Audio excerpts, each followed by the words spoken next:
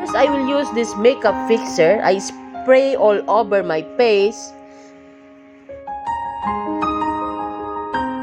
Now I will use a makeup primer to become smooth my skin and to cover all my pores. Now I will use a concealer foundation. This is 24 hours, a long-lasting foundation.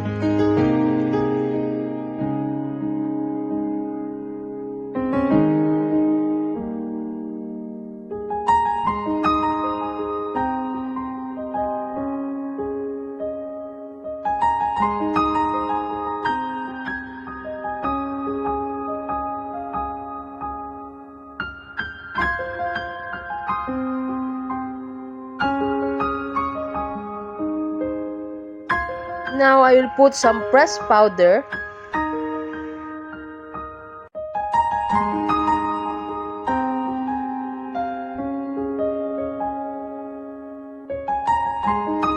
And now I will contour my face.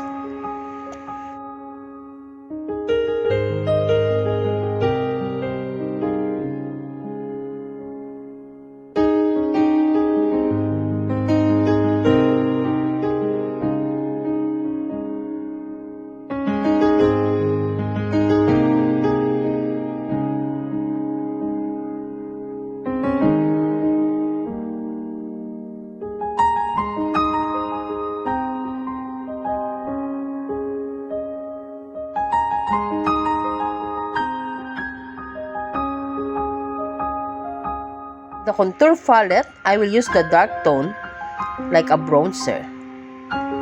Put from my ear down to my lips.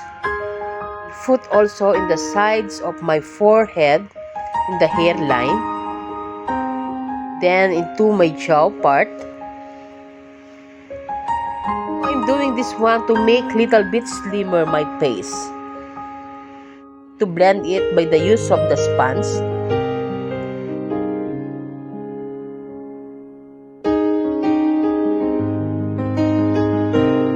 I want my nose to be pointed.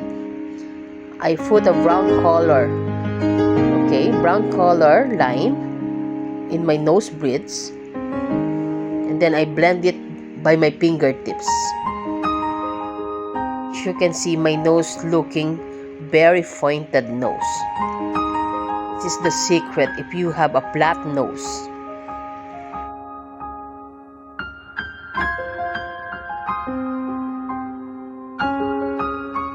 Now I will put a little bit bronzer.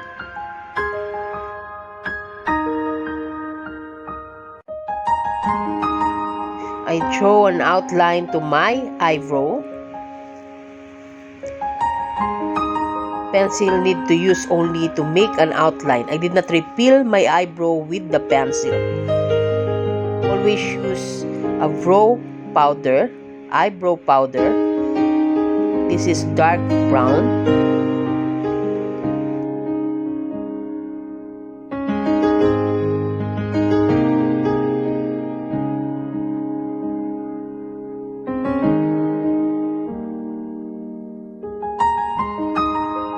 Put concealer under my eyebrow.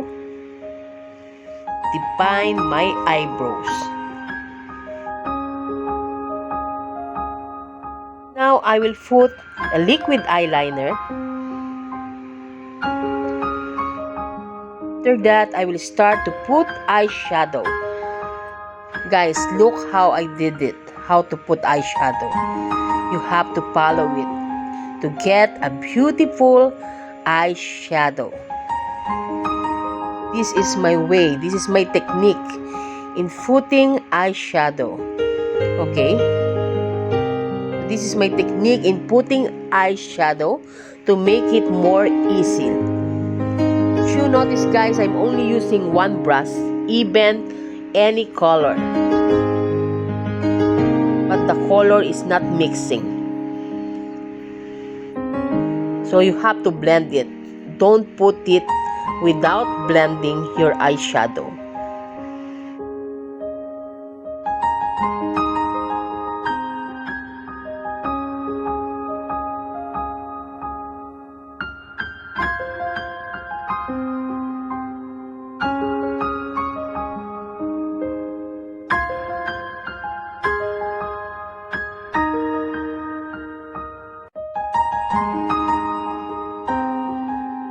And now I will put eyeliner, and I use black eyeliner pencil to define the shape of my eyes.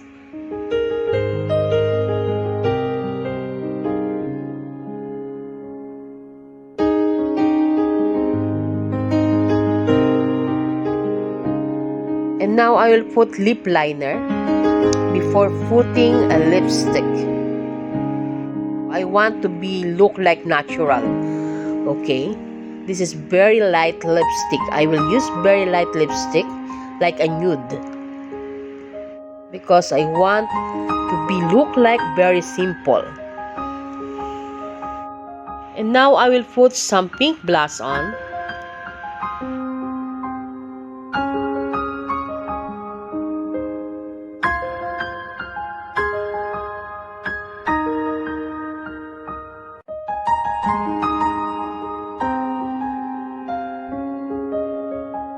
Then of course, I will put eyelashes mascara. Now it's ready. Now I will do some hairdo. Very simple hairdo to my hair for a wedding.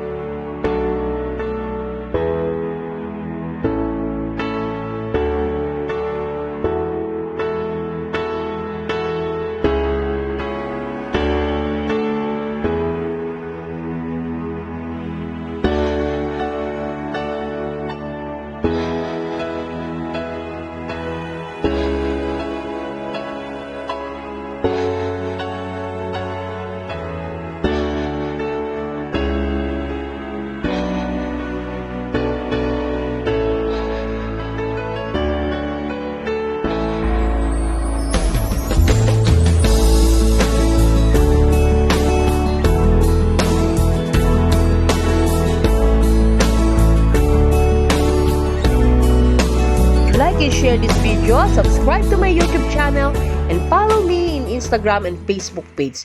And of course, don't forget to click the bell so that you will notify whenever I uploaded a new video for you.